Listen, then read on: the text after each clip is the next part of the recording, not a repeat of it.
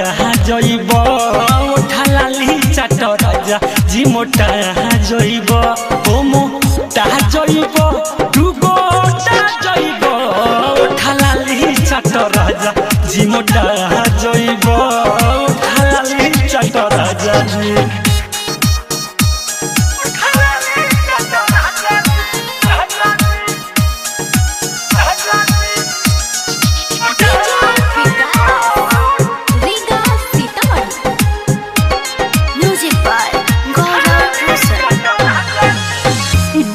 लगौले लेक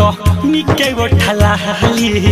देर मत कर राजा चाट हाली हाली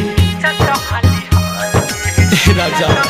अब न बानी लगौले लेक निके ठालाली देर मत कर राजा चाट हाली हाली इतना मिली मजा खुशी से लौटा जइब ठालाली चाट राजा जी मोटा जइब ठालाली चाट राजा जी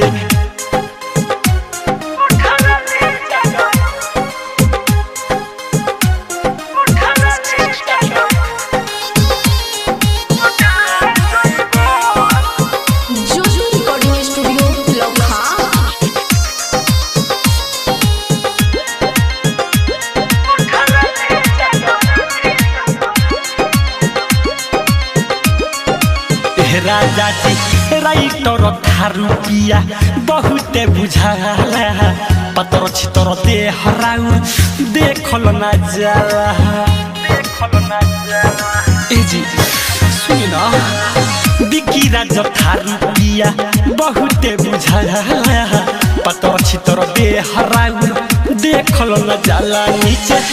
ऊपर ले सुधी सोटा जइब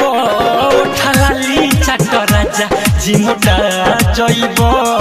ठालाली चाट राजा जी ज्योति रिकॉर्डिंग स्टूडियो लखा।